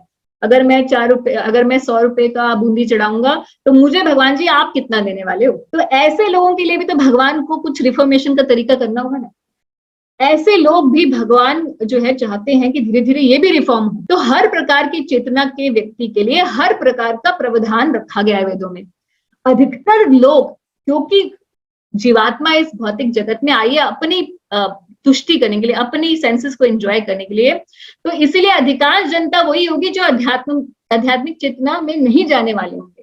तो उनके लिए कर्म कांड का ऐसा विधान रखा गया है, किसी ना किसी तरीके से तो वो भगवान के बात को मानने पर आए। वेद क्या है? भगवान की वाणी। अगर वो भगवान की कर्म कांडीय जो दिए वेदों की कर्म कांडीय पोर्शन को भी फॉलो करते हैं, तो at least they have come to the level that they would start following Vedic authority. Slowly, by performance of various yajnas, they will slowly understand that this is not the thing which is ultimate thing mentioned in the Vedas. क्योंकि जब आप यज्ञ या कर्म कांड कराएंगे तो आपको ब्राह्मणों या किसी न किसी प्रकार से संतों के टच में आना पड़ेगा, जो आपको बताएंगे कि अब आप विष्णु भगवान के लिए आहुति डालिए, भगवान विष्णु ही यज्ञेश्वर है। कुछ ना कुछ तो अच्छी बात जाएगी। धीरे धीरे they will also become reformed. So consciousness gradually उन लोगों की भी अपलिफ्ट हो जाएगी। इसीलिए भगवान ने कर्म कांडीय सेक्शन भी दिया है। एट द सेम टाइम ऐसे लोगों के लिए जो स्पिरिचुअल सीकर्स है, उनके लिए भगवत गीता जैसी बातें भी बताई कि अरे सब कुछ छोड़ो ये और सीधा आत्मज्ञान और भगवत ज्ञान की बात करो। तो दोनों बातें। स्वर्ग कितने प्रकार के होते हैं, कृपया उनकी संख्या बताएं। स्वर्ग के बारे में अगर आपको पढ़ना है तो 4th 5th canto Shrimad Bhagavatam में पढ़िए। स्वर्ग कितने प्रकार के हैं, तो बिल्वा स्वर्ग है, नीचे धरती, ऐसा नहीं है कि स्वर्ग ऊपर ही है, बिल्वा स्वर्ग भी है, धरती के नीचे पाताल का जो एरिया है उसमें भी, उस रीजन में भी स्वर्ग है, बिल्वा स्वर्ग कहा जाता है। तो एनीवेज अगर श्रीमद् आप भागवतम पढ़ेंगे, भागवत कॉस्मोलॉजी पढ़ेंगे तो आपको और डिटेल में पता चलेगा कि किस किस प्रकार के हैं। मगर ये सब जो है, जो मेंशन है, ये सब स्वर्ग के बारे में जो मेंशन है भागवत के अंदर या फिर और जगह पर, वो इसीलिए दिया गया है ताकि व्यक्ति समझ पाए कि ऐसी जगहों पे जाकर भी व्यक्ति को नीचे गिरना पड़े, वापस भौतिक जगत, मतलब है तो भौतिक जगत का ही पार्ट। स्वर्ग भी वैकुंठ से बहुत नीचे है, इसी भौतिक जगत का पार्ट। स्वर्ग जाकर भी उसके बाद फिर आना पड़ेगा पृथ्वी पे। तो जहां भी इन सब बातों की चर्चा है, वहां ये भी बताया गया है कि ये भी सब नश्वर है। तो इसलिए व्यक्ति जो क्या कहते हैं बुद्धिमान है, उसे ये पता होना चाहिए, उसको ये सोचना चाहिए ऐसी जगह के बारे में बताइए जहां पर जाकर वापस ना आना पड़े। ये असली हमारा क्वेश्चन होना चाहिए। और वैसे अगर आप स्वर्ग के बारे में जानना चाहते हो श्रीमद् भागवत। अच्छा, तो आप ये दूसरा आपका प्रश्न है विकर्म, कर्म और अकर्म, इसके बारे में आप पूछना चाह रहे हैं। तो कर्म होता है हमारा जो शास्त्रों द्वारा बताया गया कि ये काम करना चाहिए, उसे कर्म कहते हैं। और विकर्म होता है जो शास्त्रों में निंदनीय है, यानी कि पाप कर्म को विकर्म कहा जाता है। और अकर्म वो काम होता है जो भक्ति, जिसको करने से, ऐसे काम जिसको करने से कोई कर्म फल नहीं आता, उसे अकर्म कहते हैं। इसके बारे में 4th चैप्टर में चर्चा होगी। जब हम कर्मों के विधान के बारे में कंप्लीट डिस्कशन करेंगे तब आपको इसके बारे में कंप्लीट नॉलेज मिलेगी। अगर आप फिर भी अभी ही पढ़ना चाहते हैं तो ट्राई करिए 4th चैप्टर का 19th श्लोक पढ़े, 418, 419 और 514 एंड 515 पढ़िए। बाकी हम जब 4th चैप्टर और 5th चैप्टर करेंगे तो हम ये कर्मों का विधान करेंगे, आपको डिटेल। हेमा झा जी पूछ रही हैं रजोगुण क्या है। रजोगुण क्या है? रजोगुण मीन्स मोड ऑफ पैशन। 3 प्रकार के गुण होते हैं प्रकृति के, रजोगुण, सत्वगुण और तमोगुण। 14th chapter, 17th chapter and 18th chapter detail discussion होगा उसका। धीरेन्द्र जी का एक और क्वेश्चन था जो मैं स्किप कर गई, माफ कीजिए। इस भौतिक जगत में हर एक प्राणी इंद्रियों विषयों के अधीन है, यहाँ तक कि ब्रह्मा और शिव जी। बिल्कुल सही है। कमेंट ऑन दिस, केवल भगवान श्री हरि हैं, यानी कि श्री कृष्ण हैं, जो भौतिक जगत से हमें पार लेके जाने वाले हैं। ब्रह्मा जी और शिव जी भी इसके अधीन इसलिए बताए गए हैं क्योंकि हालांकि ब्रह्मा जी और शिव जी जो है भगवान के गुण, भगवान विष्णु के गुण अवतारों में गिने जाते हैं, मगर फिर भी जो है ये भौतिक प्रकृति के ही अंदर आते हैं। और केवल भगवान विष्णु हैं जो कि गुणातीत हैं। तो जब हम भगवत गीता में आगे पढ़ेंगे कि किस प्रकार से ब्रह्मा जी जो है उनकी भी एक लाइफ स्पैन है। 8th चैप्टर में भगवान बताते हैं कि ब्रह्मा जी का क्या लाइफ स्पैन है। लाइफ स्पैन खत्म होने के बाद ब्रह्मा जी का एक पद है। Brahma ji it's a post, not a person. Just like prime minister is a post and each 5 years another person comes and becomes a prime minister. Similarly, Brahma ji is a post. Every some number of years, eligible living entity, एक जीवात्मा eligible जो होती है, eligibility ये होती है जिसने 100 जन्मों तक वर्णाश्रम के सभी विधि विधानों को कंप्लीटली पालन किया हो, वो ब्रह्मा की स्थित पद पर आसीन होने के लिए ही बिकम्स क्वालिफाइड। तो जो ब्रह्मा है वो भी एक जीवात्मा ही है, मगर वो बहुत ही उन्नत जीवात्मा है। तो भगवान उन्हें ये डेलीगेट करते हैं अपनी powers, so to speak, for the creation of the material world. और शिव जी जो हैं, क्योंकि तमोगुण के अधिष्ठाता देवता हैं, इसीलिए शिव जी भी जो हैं कभी कभी हम देखते हैं, जैसे मोहिनी अवतार भगवान का जब लिया था भगवान श्री विष्णु ने, तो शिव जी भी जो है वो उनके प्रति काम भावना उनकी जाग गई थी। तो इस प्रकार से कई और वृतांत है जिनमें ब्रह्मा जी और शिव जी के बारे में इस प्रकार से लिखा गया है। नितिन जी पूछे, only with the help of karma yoga can we go back to Godhead? ये एक्चुअली बहुत ही कंफ्यूजिंग बात है। हालांकि भगवान कहते हैं कि निष्काम कर्म योग का कोई पालन करता है तो उसको पाप कर्म नहीं लगता और उसे भगवत प्राप्ति हो सकती है।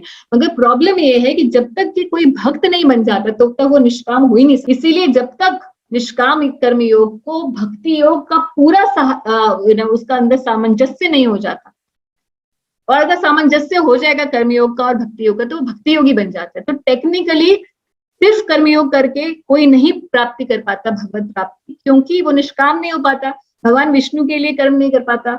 इसीलिए कर्मयोग से भगवान की प्राप्ति करना जनरली संभव नहीं होता। इसीलिए भगवान कहते हैं कि अल्टीमेटली भक्ति योग जो है उसी के द्वारा व्यक्ति ऐसी स्थिति पर पहुंचता है कि अपने जीवन में कृष्ण को ही सेंटर बना सकता है, भगवान विष्णु या कृष्ण की प्रसन्नता के लिए सारे काम कर पाता है, निष्काम हो पाता है। क्योंकि ये जो क्वालिटीज रिक्वायर्ड है कर्मयोग के से भगवत प्राप्ति की, वो भक्ति योग में ही सरलता से प्राप्त होती है। इसीलिए कर्मयोग अपने आप में भगवत प्राप्ति करवा नहीं पाता है।